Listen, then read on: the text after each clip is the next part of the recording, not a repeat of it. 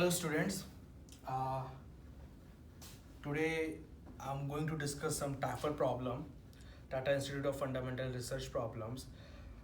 These problems usually come in the PhD admission of mathematics. So the problem that we have now, it came in 2020 this year, and this is the 7th problem of that question paper. So what we have a function, and based on that function we have a sequence for all m that belongs to z plus. Obviously it's a sequence because its domain is natural numbers. So and now we have to prove that the sequence converges to 0 as m goes to infinity. So actually this problem is a direct application of Lebesgue Dominated Convergence Theorem, and with the help of this video I'm going to explain you that how we can use Lebesgue Dominated Convergence Theorem, and we have to be careful actually, because the reason for that carefulness is this, that whenever we have limits and integrals side by side, we cannot bypass the limit with the integral or integral with the limit just like that. So there has to be a proper reasoning for that why we are doing that. If we have to bypass the limit over the integral or integral over the limit, then we have to check some conditions so that we can apply Lebesgue Dominated Convergence Theorem or Lebesgue Monotone Convergence Theorem. Usually whenever we see limits and integrals side by side, the first thing that should be click in your mind is this, that either I have to use Lebesgue Dominated Convergence Theorem or I have to use Lebesgue Monotone Convergence Theorem. So now let's start.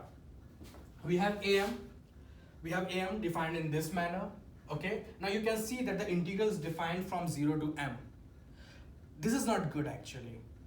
So what we will do, we'll do some substitution, and with the help of that substitution we will change the whole space of integral, that 0 to m.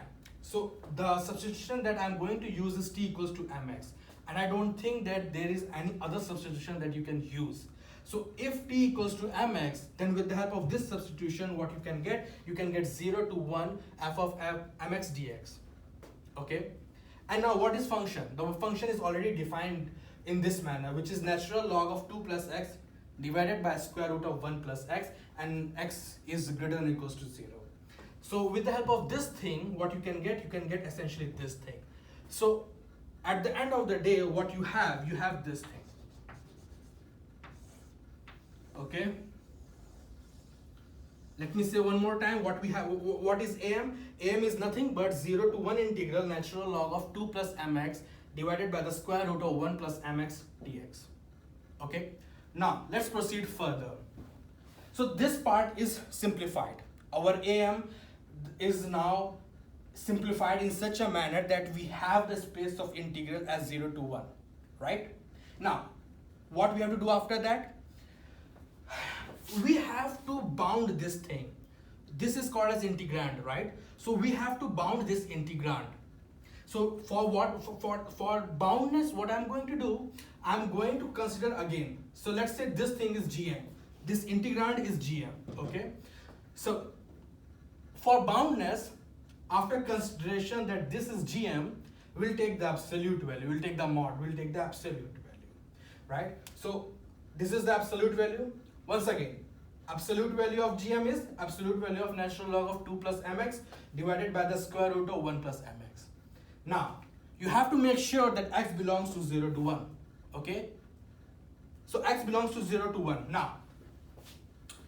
Now we have to bound both of them, the top thing and the bottom thing. Okay, now the top thing, if you look for the top thing, we have 2 plus mx. 2 plus mx is always less than 2 plus m whenever x is in 0 to 1, which means that this thing will be less than or equals to 2 plus m, right? And for the bottom thing, you can look over here. For the bottom, we will get that the 1 plus square root of 1 plus mx is always less than or equals to 1, which means that the absolute value of gm is nothing, is actually less than or equals to natural log of 2 plus m. Okay, so we have got the bounded function for the integrand. Okay. Now, the second condition is this, that the bounded thing, let's say this is g tilde, this g tilde should be integrable on 0 to 1. Okay. So, because it is a constant, since it is a constant, so it is integrable on 0 to 1. Right? Okay. Which is good. So now, the second condition is also satisfied. Now, we have to find the limit of gm. So in order to determine the limit of gm, we have this thing, right? Now you can ask that, hey, Himanshu, how you get here from here? You see that when m goes to infinity, the gm, that is this thing, is nothing but infinity over infinity, right? Now, with the help of this thing, which is infinity over infinity, what we can apply the L'Hopital rule, right? So it means that the differentiation on the top and differentiation on the bottom side by side, right? And now we have to make sure that the differentiation has to be with respect to m, not with respect to s. It's slightly confusing. So just make sure about that. So what we'll do the differentiation of top and bottom side by side with respect to m. So what we'll get x over 2 plus mx, and on the bottom side we'll get x over 2 under root of 1 plus mx. And we'll try to solve it very carefully. You can see over here, you will get this thing finally, 1 over under root of m multiplied by this thing. And when m goes to infinity, this thing becomes 0, right? And if this thing becomes 0, this means that the limit of integrand, which is this thing, is 0. And now what we can do, this is the last step, we can bypass the integral. And if we bypass the integral with the limit side, we'll get am goes to 0. That's it. I hope you like this thing. If you have any question regarding this, please comment in the comment section.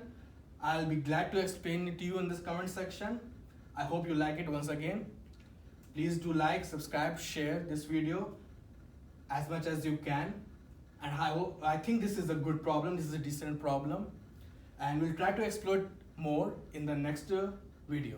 Okay? Bye.